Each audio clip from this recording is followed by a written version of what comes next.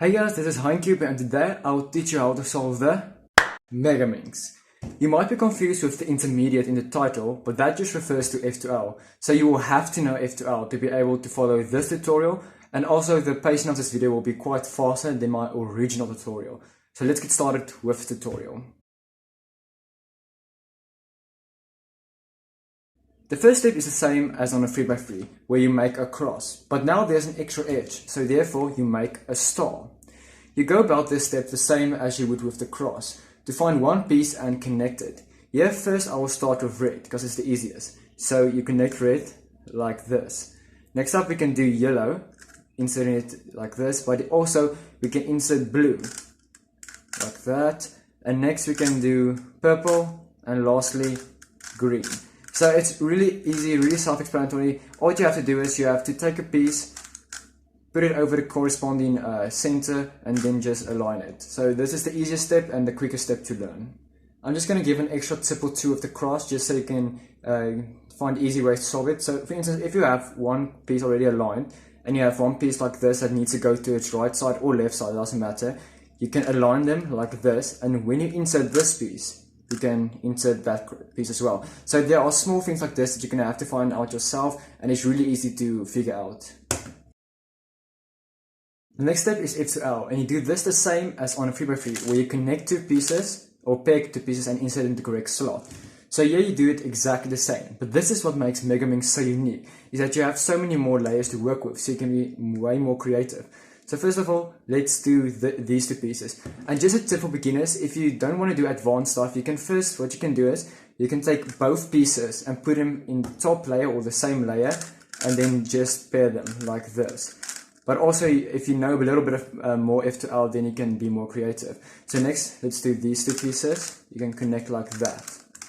And obviously we see these two, and I can bring them. You could have done this, but if you know a little bit more about Megaminx, you can for instance see, if I were to do this move, this piece would be blue, and then we can pair it with this so. So there are small things like that which you can recognize to see how to solve it faster. And next, let's do these two pieces. So it's exactly the same as F2L, you just build the first two layers. Lastly, we have this one, so we can insert it like so. And as you can see, now you are done with the first two layers. S2L, or second two layers, is a bit different than F2L, meaning that you will have to choose a side to start with, but it has to be one of the F2L sides. For instance, it should be red, dark green, purple, yellow, or dark blue. It has to be one of those two. And then for me, usually I start with yellow.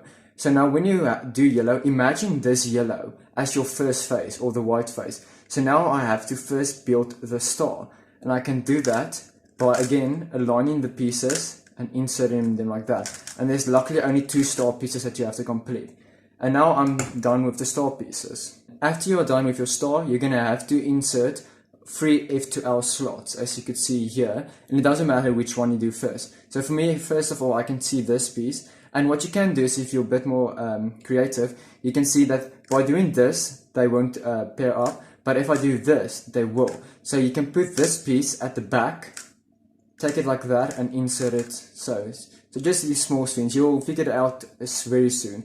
And next up we have this piece, we can pair like that and insert here. And the last one is the yellow, green, light green and orange.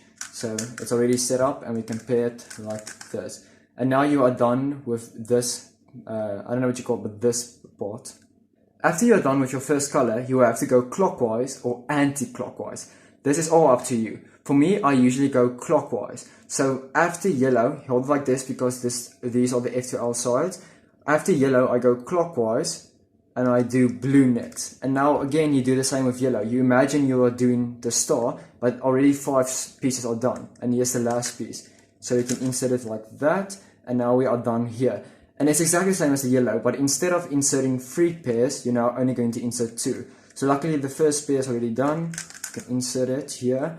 And then lastly we have this pair, which we can just pair like that and insert. And now you are done with the blue phase. After you are done with your first color, you're going to again have to move clockwise or anti-clockwise. But if you start clockwise, you have to keep on going clockwise. So I go clockwise, and next is red. So for red, you do it exactly the same as blue. insert the edge, and then just pair the pieces one by one and insert them one by one, like that, until you are done with these two slots.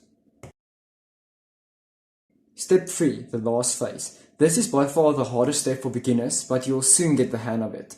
Technically, you can start on either side after the last two phases, but rather do it on the side that isn't the opposite of your starting side, meaning the opposite of white here is grey. So you start on this side. And what you're going to have to do is you can have to insert an edge piece like this, but you can pick any of these two bottom sides or colors.